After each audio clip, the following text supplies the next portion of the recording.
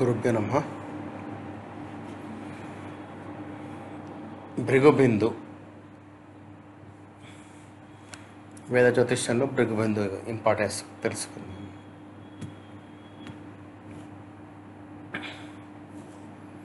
వేద జ్యోతిష్యంలో భృగుబిందు ఇది జ్యోతిష్యంలో ప్రకృతి ప్రత్యేకమైన పద్ధతి. దీన్ని గతి బిందువు అంటే డెస్టినీ పాయింట్ అని కూడా అంటారు. జీవితం అనేది ఎల్లప్పుడూ విధితో అనుసంధానమై ఉంటుంది కాబట్టి ఈ బిందువు ఒక వ్యక్తి జీవితంలో ధర్మము, వృత్తి, ఆసక్తులు మరియు గమ్యాన్ని తెలుసుకొని ఉపయోగిస్తారు. భృగు బిందువు అని బీవీ అని అంటారు. అనేది చంద్రుడు మరియు రాహు మధ్య ఉండే ఒక కల్పిత గణిత మధ్య బిందువు. ఇది అత్యంత సున్నితమైన స్థానం. గోచార గ్రహాల ప్రభావం. రాహు మరియు చంద్రుని మధ్య కల్పిత మధ్య బిందువును భృగు బిందువు అంటారు. ఇది రాహువు నుండి చంద్రునికి ఎంత దూరం ప్రయాణించాడో లెక్కించి కనుగొనబడుతుంది. ఈ బిందువు ఎంతో సున్నితమైనది. సంచార గ్రహాలు, శుభగ్రహాలు లేదా పాపగ్రహాలు, సంచార గ్రహాలు ట్రాన్సిట్ అనమాట, అంటే గోచార గ్రహాలను దీని దృష్టి చేత కానీ యుతి చేత కానీ లేదా మంచి లేదా చెడు ఫలితాలు కలుగజేస్తుంది. యుతి ప్రభావం దృష్టి కంటే ఎక్కువగా శక్తివంతమైనది. ఒకేసారి 2 లేదా అంతకంటే ఎక్కువ శుభగ్రహాలు ఈ భృగు బిందువును దృష్టి చేయడం వల్ల శుభ ఫలితాలు మరింతగా పెరుగుతుంది. అదేవిధంగా 2 అంతకంటే ఎక్కువ పాపగ్రహాలు ప్రభావితం చేస్తే దుష్ఫలితాలు ఎక్కువగా ఉంటాయి. భృగు బిందువు గణన విధానం. చంద్రుని దీర్ఘాంశం లాంగిట్యూడ్ అనమాట. చంద్రుడి లాంగిట్యూడ్ ప్లస్ రాహు లాంగిట్యూడ్, ఇది మొత్తం. ఈ మొత్తాన్ని 2తో భాగిస్తే వచ్చిన సంఖ్యను భృగు బిందువు డిగ్రీ స్థానం. ఉదాహరణకు చంద్రుడు 22 డిగ్రీల సింహంలో ఉన్నాడు. 22 డిగ్రీలు 47 నిమిషాలు సింహంలో. రాహు 22 డిగ్రీల మేషము 52 నిమిషాలు. అంటే ఇవి 2 కలపాలన్నమాట. కలిపితే కనుక ఎంత వస్తుంది మనకు? ఈ ఫస్ట్ సింహం మీరు మొత్తం మారిస్తే 142 డిగ్రీలు వస్తుంది. ఇక్కడికి వస్తుంది.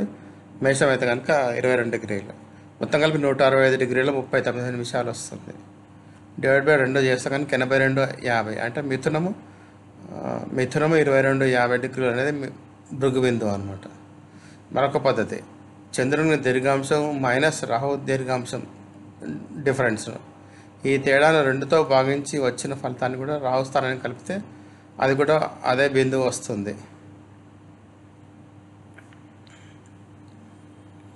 జనన చార్టు విశ్లేషణ. భృగు బిందువు విధి బిందువు కాబట్టి అది ఉన్న ఇల్లు, ఆ ఇంటి అధిపతి, నక్షత్రాధిపతి, అలాగే దృష్టి చేసే లేదా అక్కడ ఉన్న గ్రహాలు ఇవన్నీ కలిసి ఆ వ్యక్తి జీవితంలోని ముఖ్యమైన విధి ఫలితాలు సూచిస్తాయి. ఈ బిందువు ఉన్న స్థానం గత జన్మల కర్మలకు కూడా సంబంధించింది. శుభగ్రహాలు, పాపగ్రహాలు దానిపై సంచారం చేస్తే ఆ కర్మ ఫలితాలు ప్రత్యక్షమవుతాయి.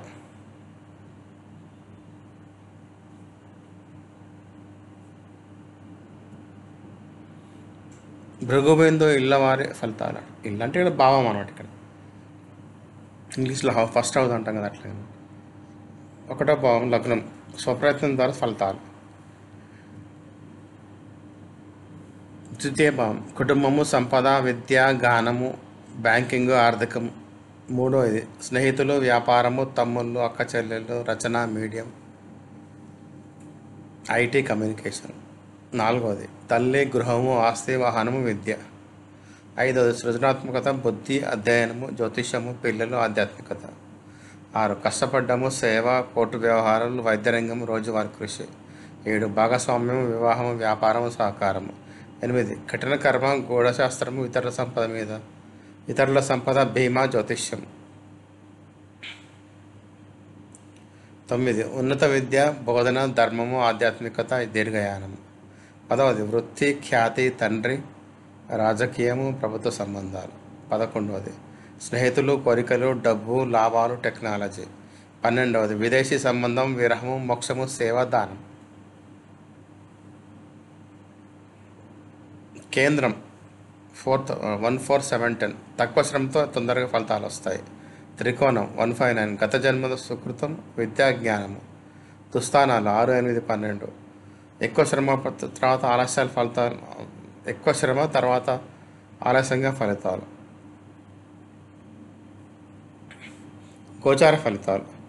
ఏ గృహం అయితే భృగు బిందువులను గోచారంలో దృష్టి చేస్తుందో, యుతి చేస్తుందో దాని ప్రకారం శుభాశుభ ఫలితాలు కలుగుతాయి. యుతి అత్యంత శక్తివంతమైన ప్రభావం. శుభగ్రహాలు గురు, శుక్రుడు, బుధుడు శుభ ఫలితాలు. పాపగ్రహాలు శని, రాహు, కేతు, సూర్యుడు, కుజుడు కష్టాలు.